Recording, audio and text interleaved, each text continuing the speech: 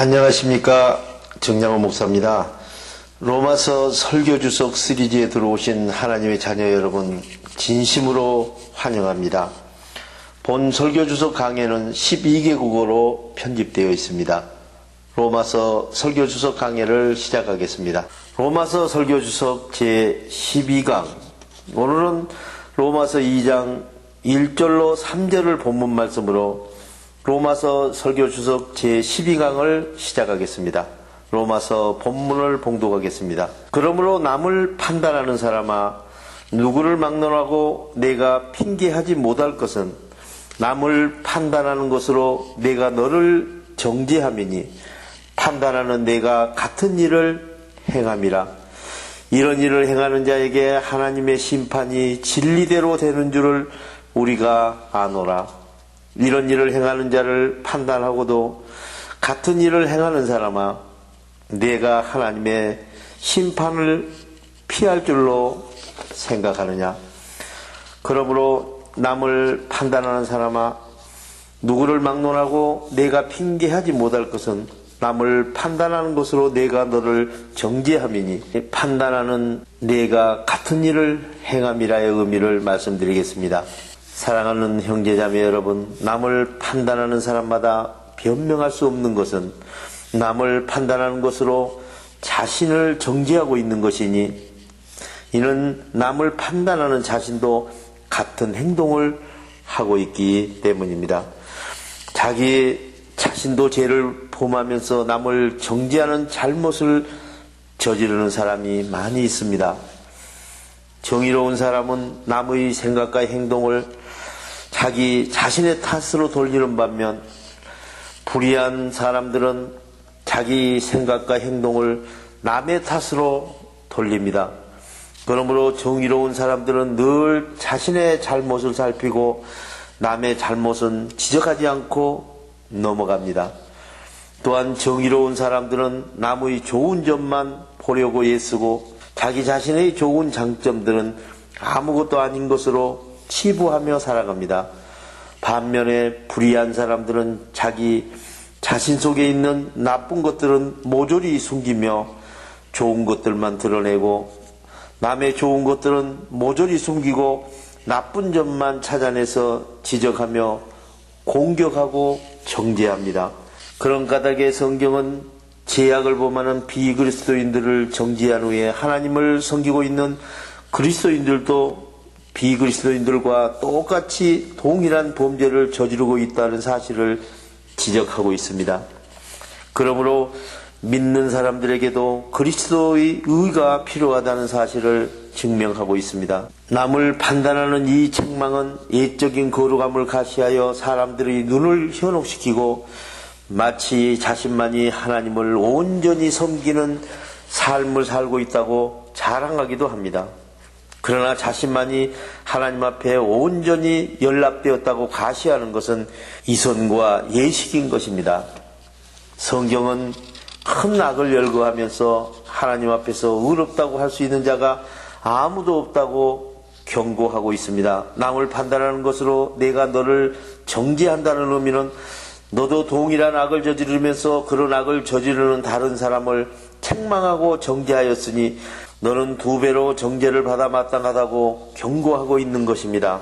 그러므로 너는 남을 판단하면서 너도 똑같은 일을 저지르고 있다는 책망입니다. 성경은 끔찍한 죄악과 그들의 우상 숭배와 동성애 같은 죄들과 그들의 전반적인 잘못된 삶의 방식에 대하여 비판하고 있습니다. 설교자가 이 같은 일을 행하는 자는 사형에 해당한다고 설교했을 때 우리는 이에 찬성하고 함께 고개를 끄덕이던 사람들이었습니다.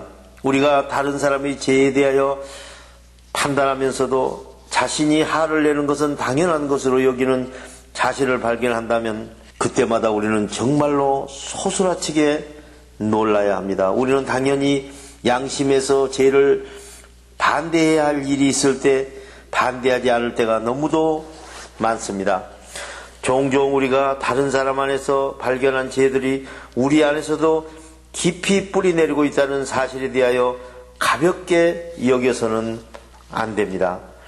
만약 우리가 우리 자신을 면밀하게 들여다본다면 우리도 같은 죄를 짓고 있는 사실 앞에서 깜짝 놀라지 않을 수 없습니다. 불의한 사람들은 다른 사람을 정죄하면서도 자신의 죄에 대해서는 늘 변명만 늘어놓습니다. 하지만 정의로운 사람들은 다른 사람이 죄는 눈 감아주면서도 자신의 죄를 모두 드러내고 회개하여 용서받으려고 노력합니다. 이런 일을 행하는 자에게 하나님의 심판이 진리대로 되는 줄 우리가 아노라의 의미를 말씀드리겠습니다.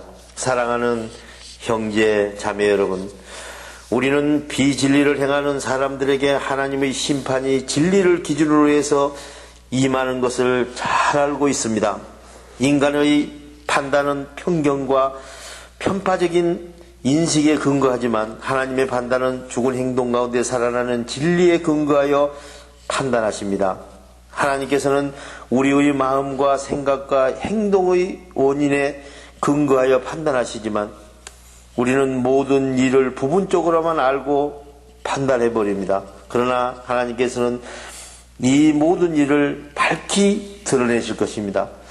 사도는 이선자들이 자기 만족을 버리고 그들이 죄에서 떠나도록 하기 위하여 경고하고 있는 것입니다. 또한 우리 마음에 평강의 하늘나라가 임하면 두려움의 나라가 떠나가기 위하여 전무후무한 환난과 연단이 기다리고 있는 것입니다.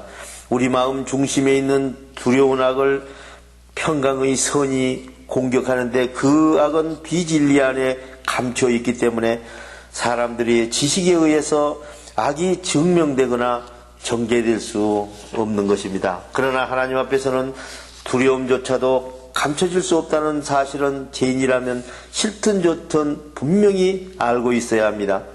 하나님의 심판의 기준이 죽은 행동 가운데 살아나는 진리이기 때문입니다. 하나님께서는 첫째 우리 마음의 두려움의 죄가 발견되면 누구든지 차별하지 않고 우리 마음의 평강을 기준으로 벌하신다는 사실입니다. 두 번째, 우리 마음의 거짓 생각의 죄악이 발견되면 누구든지 차별하지 않으시고 우리 마음의 참 생각을 기준으로 벌하신다는 사실입니다. 세 번째, 우리 행동에서 불의한 행동이 발견되면 누구든지 차별하지 않으시고 정의로운 행동을 기준으로 벌하신다는 사실입니다.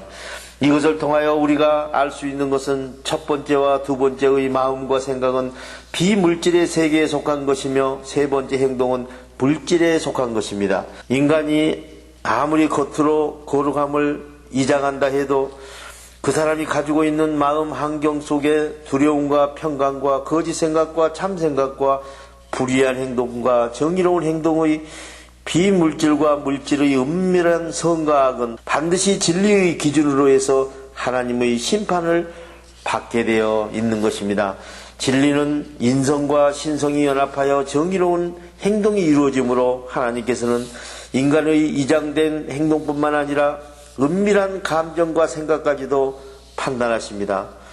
악인에게는 두려운 일이 닥쳐오겠지만 의인에게는 소망하는 일이 이루어진다고 했으며 의인은 복을 머리에 이고 있으나 악인은 입에 독을 머금고 있다고 했고 죄인의 길은 구부러졌지만 선한 사람의 행실은 올바르다고 했으며 해오리 바람이 지나가면 악인은 없어져도 의인은 영원한 기초처럼 꼼짝하지 않는다고 했고 흠이 없이 살면 앞길이 평안하지만 그릇되게 살면 마침내 그릇된 것이 드러나게 된다고 했으며 주님의 도가 정직한 사람에게는 힘이 되지만 악을 행하는 사람에게는 멸망이 된다고 했고 정의에 굳게 서는 사람은 생명에 이르지만 악을 따르는 사람은 죽음에 이른다고 했으며 주님은 마음이 삐뚤어진 사람은 미워하시지만 올바른 길을 걷는 사람은 기뻐하신다고 했습니다.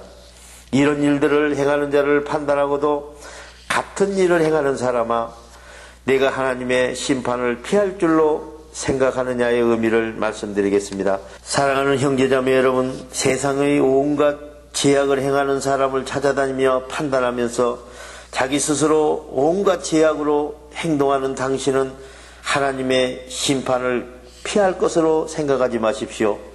남이 행하면 저주를 받아 지옥에 떨어질 그런 일들을 본인도 행하면서 본인은 하나님의 심판을 피할 수 있다고 생각하는 것은 대단한 착각인 것입니다. 다른 사람들이 벌을 받을 때 기뻐하며 당연하고 마땅한 벌이라고 하지 마십시오. 오히려 두려워하십시오. 그 사람이 어제 받은 벌이 내일이면 내가 받을 수도 있겠구나 하고 두려워해야 하는 것입니다. 죄를 범하는 눈먼 지도자들은 올건행위, 심한 허영, 자기 과시, 탐욕, 개걸스러움, 그 밖의 죄에 대하여 자신들이 하는 일은 언제나 옳다고 생각합니다. 그런 사람들은 남을 판단하면서도 자기도 똑같은 악한 일을 하는 사람들에 해당이 되는 것입니다. 자기들은 죄 짓는 사람들과 똑같은 죄를 범하지 않기 때문에 의롭고 거룩하다고 여기는 지도자들에게 적용되는 말씀인 것입니다. 그러나 사람이 아무리 판단해도 결론은 하나님에 의해서 최종 판단을 받게 되는 것입니다. 우리가 하나님 앞에서 판결을 받고 나면 우리에게 더 이상 상고할 상위 법정은 존재하지 않습니다. 사도는 다른 사람의 잘못을 판단해서는 안 된다고 가르쳐주고 있습니다. 다른 사람의 허물을 판단하는 것은 하나님 앞에서 자기 죄를 결정하기 때문입니다.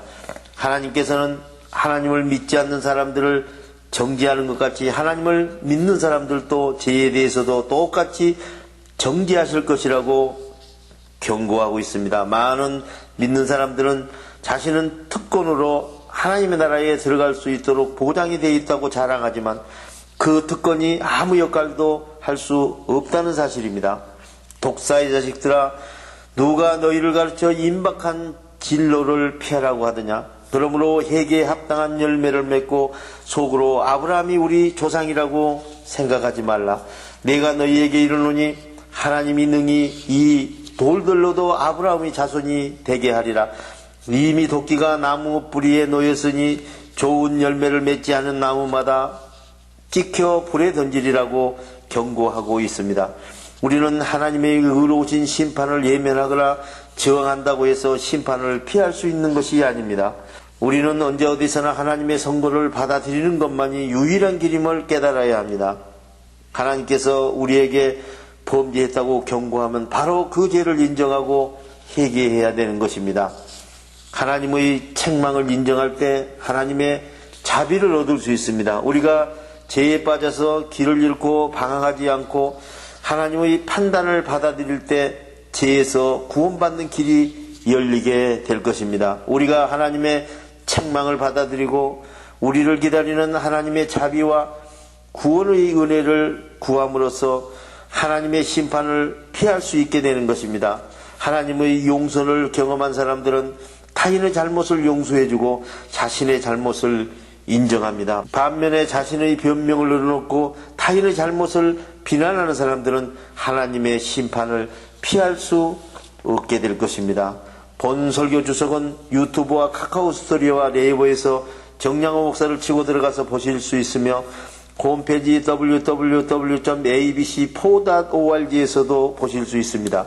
본 설교 연구가 필요하신 선교사님께서는 이메일 qw4400@네이버.com으로 신청하시면 12개 국어 설교 주소 공고를 보내드리겠습니다. 우리 모두 마음의 평강을 소유하고 성령의 생각으로 하나님의 진리 안에서 행동하는 하나님의 자녀 신분을 회복하시기를 우리 주 예수 그리스도 이름으로 축원합니다. 대단히 감사합니다.